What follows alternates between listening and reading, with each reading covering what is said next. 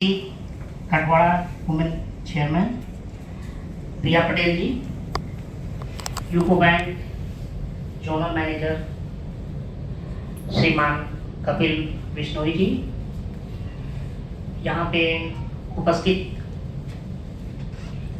तमाम इंडस्ट्रियलिस्ट, उद्यमी, UCO bank के पदाधिकारी, मैं यूको बैंक को धन्यवाद देना चाहूँगा कि आपने मुझे यहाँ इनवाइट किया और यह अवसर दिया। आप लोगों के बीच में आज होना यह हमारे लिए सौभाग्य की बात है, सम्मान की बात है। जब भी मैं आजकल इस तरह के सेमिनार सभा में जाता हूँ तो मुझे दो चीजें प्रतीत होता है। एक तो मुझे ऐसा लगता है कि शायद दुनिया का 8वां अजूबा चीज हो रहा है अपने देश में, और दूसरा चीज कि काफी उल्लास, काफी हर्ष, काफी खुशी होती है। 8वां अजूबा क्यों बोला, आश्चर्य क्यों बोला? क्योंकि हम लोग एक ऐसे एरा से, एक ऐसे टाइम पीरियड से आए हुए हैं जहां पर बिजनेस करना, व्यापार करना कुछ खास क्षेत्रों तक सीमित था और कुछ खास वर्गों तक सीमित था। आज से कुछ साल पहले जब हम बिजनेस की बात करते हैं तो मैक्सिमम युवा जो होते थे वो बोलते थे कि बिजनेस नहीं है, हमारे काम करनी है। बिजनेस तो अग्रवाल, बंसाल, मरवाड़ी लोग करते हैं, गुजराती लोग करते हैं, सब कुछ बिजनेस नहीं करता है। बिजनेस के लिए तो ये 2, 4, 5 स्टेट हैं।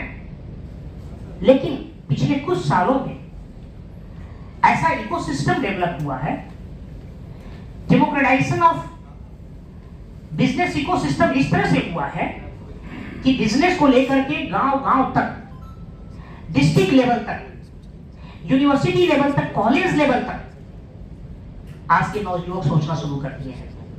आज हर नौजुवक के मन में यही चलता है, चाहे कॉलेज में, यूनिवर्सिटी में, मुझे अपना कुछ नया शुरू करना है, मुझे कुछ अपना शुरू करना है, मुझे कुछ नया व्यवसाय, मुझे कुछ नया आइडिया पे काम करना है। इस लेवल पे बिजनेस इकोसिस्टम का पेनिट्रेशन हुआ है, एक्सपेंशन हुआ है।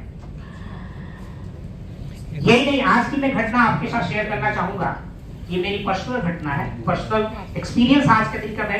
मेरा बेटा क्लास 2 में पढ़ाई करता है, दूसरे कक्षा में वो पढ़ाई करता है, और कल रात से हम लोग उसकी तैयारियां कर रहे थे। आज उसके स्कूल में जो प्रोजेक्ट था वो ये था कि आप कैसे प्रोडक्ट डेवलप करते हो, कैसे प्रोडक्ट की मार्केटिंग करते हो, क्वालिटी कैसे चेक करते हो, कैसे दूसरे क्लास में जाकर के लोगों को अवेयरनेस क्रिएट करते हो, कैसे जिंगल बनाते हो, और जब कस्टमर तुम्हारे यहाँ आता है तो उसको सर्विस कैसे देते हो, और फिर फाइनेंशियल ट्रांजैक्शन कैसे करते हो।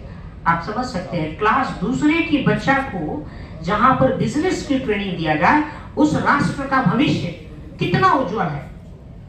ये आज का इकोसिस्टम हम डेवलप कर रहे हैं बिजनेस के लिए। आज हम 2 तरह के लोग देख रहे हैं इसी देश में।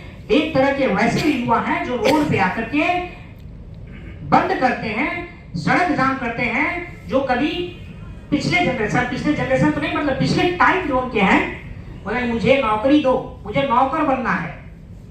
और एक जनरेशन ऐसा पैदा कर रहे हैं, एक ऐसा जनरेशन डेवलप कर रहे हैं कि क्लास 2 से बिजनेस कैसे किया जाए इसका ट्रेनिंग दिया जा रहा है।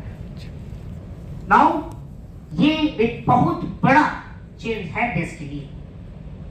जब हम लोग बिजनेस शुरू किए, मैं जब IIM अहमदाबाद से सेकेंड ईयर का पढ़ाई कर रहा था, तो मैं सोचा कि मैं बिजनेस करूं, मुझे नौकरी नहीं करना है। हालांकि जब मैं IIM आया था तो एक माइंडसेट से आया था कि मुझे बड़ा सा कंपनी में कुछ बड़ी सी पद मिलेगा, बहुत बड़ी सैलरी मिलेगी, और मुझे अपना वहां से नौकरी करके बड़ा अच्छा।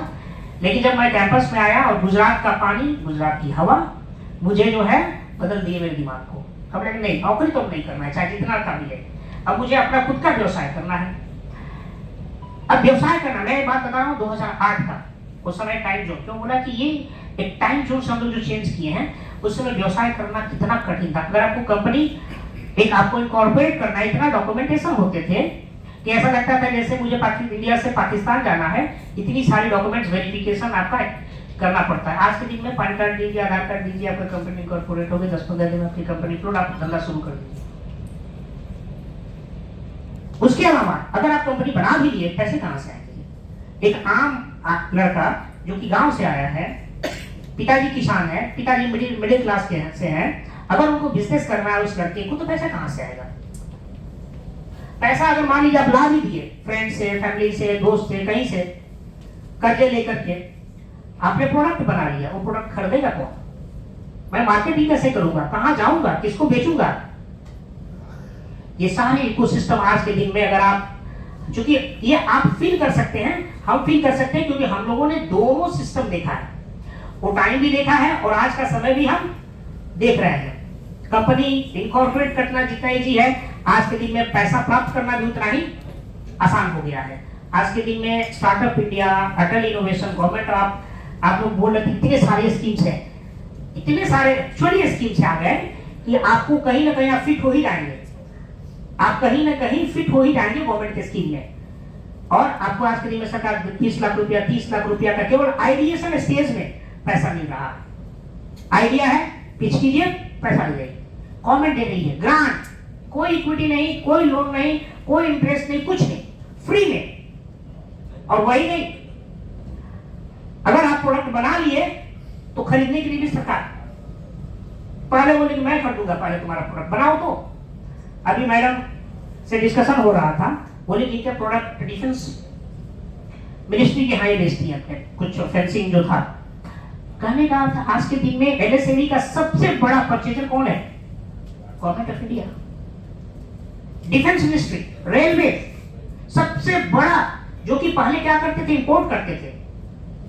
आज गवर्नमेंट खुद बोलेगा आप बनाओ, मैं हूं खरीदने के लिए तुम्हारा प्रोडक्ट। इतना बड़ा सपोर्ट, इतना बड़ा प्लेटफॉर्म, हम लोग सौभाग्यशाली हैं कि ये चीजें देख रहे हैं। ये ऐसा लगता है कि जैसे हम एक अंधकार से प्रकाश की तरफ, हमारा जनरेशन कैसे शिफ्ट हो रहा है और हम उस टाइम के को देख रहे हैं। मैंने बताया आश्चर्य और उल्लास।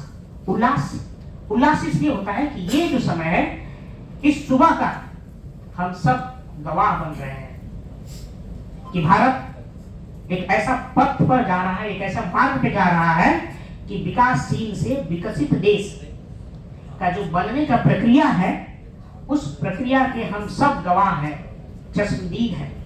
हम देख रहे हैं कि भारत विश्व का 5वां बड़ा इकोनॉमी कैसे बना, हमारे आंखों के सामने बना। भारत उन लोगों को पीछे कैसे छोड़ा जो कि हमारे ऊपर 200 साल राज किए, जो हमारे ऊपर कब्जा करके बैठे थे, हम उनको पीछे छोड़ करके फ्रांस को, इंग्लैंड को, और हम आगे बढ़ गए। और इस यात्रा में आप सभी का, हम सभी का योगदान भुलाया नहीं जा सकता है। 30% कंट्रीब्यूशन एमएसएमई का है। आज इंडियन जीडीपी का 30% कंट्रीब्यूशन एमएसएमई करता है। और उस यात्रा के ना केवल हम चश्मदीद हैं, बल्कि हम उसके सहभागी हैं। इसलिए ये हम सबके लिए गर्व की बात है, उल्लास की बात है। लेकिन यात्रा यहां रुकता नहीं है, क्योंकि यात्रा ये शुरू हुई है अभी जस्ट।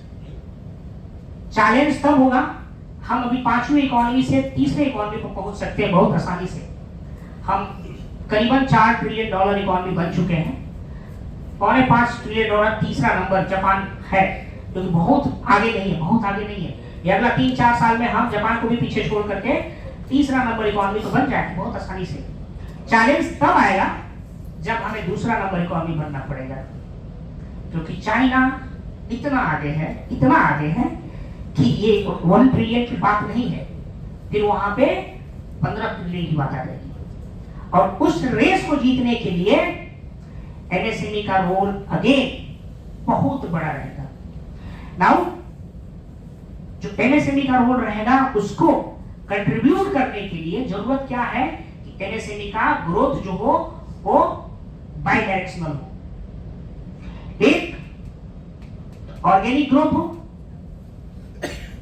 जिसमें कि जो आज माइक्रो एंटरप्राइज है, कल के दिन में वो ग्रो करके स्मॉल एंटरप्राइज बने, कल उसके बाद वो जो स्मॉल है वो मीडियम एंटरप्राइज बने। हम अपने सीढ़ियां पे चढ़ते जाएं। आज हमारे पास 1 फैक्ट्री है, हम 2 फैक्ट्री लगाएं, 2 फैक्ट्री वाले 4 फैक्ट्री लगाएं। हम अपना अभी भारत में सेल कर रहे हैं, कल के दिन में अभी भारत मॉल खुल रहा है दुबई में, हम इंटरनेशनल सेल करें, हमारी रीच बढ़े, इंटरनेशनल रीच बढ़े। एक तो वो जरूरी है जिसको हम ऑर्गेनिक ग्रोथ बोलते हैं। कि जितनी कंपनियां हैं वो कंपनियां अपना नेटवर्क बढ़ाते रहे, अपनी टॉप लाइन बढ़ाते रहे। जो दूसरा ग्रोथ रिक्वायरमेंट है वो है इनऑर्गेनिक ग्रोथ। और इनऑर्गेनिक ग्रोथ मतलब जो बिजनेस में नहीं है आज के दिन, वो लोग आए इस बिजनेस में और वो एमएसएमई का पार्ट बने। और वो कैसे होगा?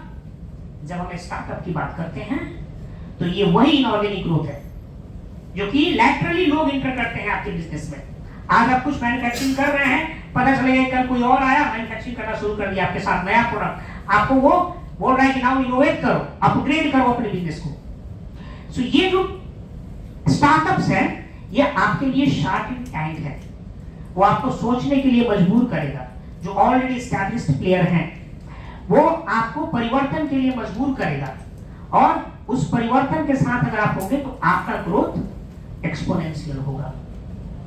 ये बात बहुत इंपॉर्टेंट है।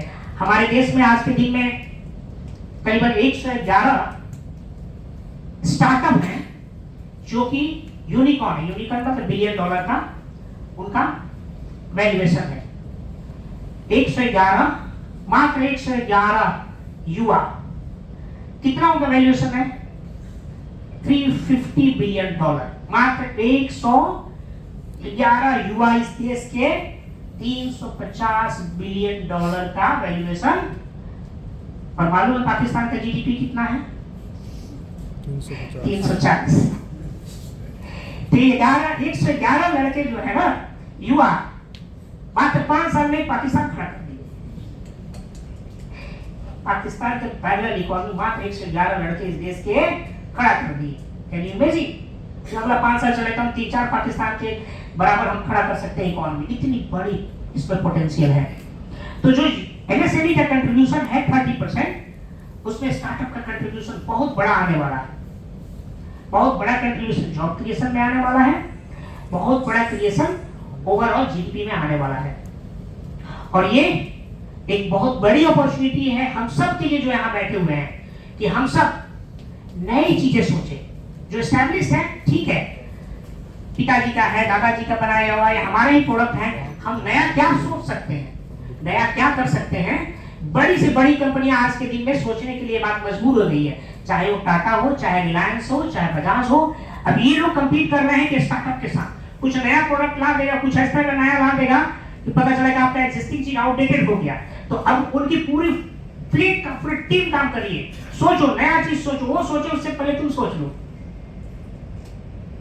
इसलिए आने वाला समय भारत के स्वर्णिम दिनों में से आ रहा है। और हम लोग अगला, जैसे हमारे ऑनरेबल प्राइम मिनिस्टर ने एक टारगेट सेट किया है 2047 बाय 2047 हम लोग डेवलप्ड नेशन रहेंगे। शायद हो सकता है कि अमेरिका से भी आगे हो सोचने का, कोई दिक्कत नहीं है सोचने में, है ना। और इसके लिए हम सबको मिलकर के एकजुट होकर के काम करना पड़ेगा। सभी उद्यमी, सभी युवा एनकरेज कीजिए। गुजरात में तो कल्चर एक दूसरे का हाथ पकड़ करके लोग आगे बढ़ाते हैं, चलाते हैं। बिजनेस इकोसिस्टम यहाँ तो बहुत स्ट्रॉन्ग है। यही इकोसिस्टम पूरे देश भर में ले जाने की जरूरत है। इसके साथ आप सभी को शुभकामनाएं, एंड हम एक समृद्ध और बहुत ही स्वर्णिम भारत बनाएं सब मिलकर के। धन्यवाद। Thank you so much sir, आपने इतने अच्छे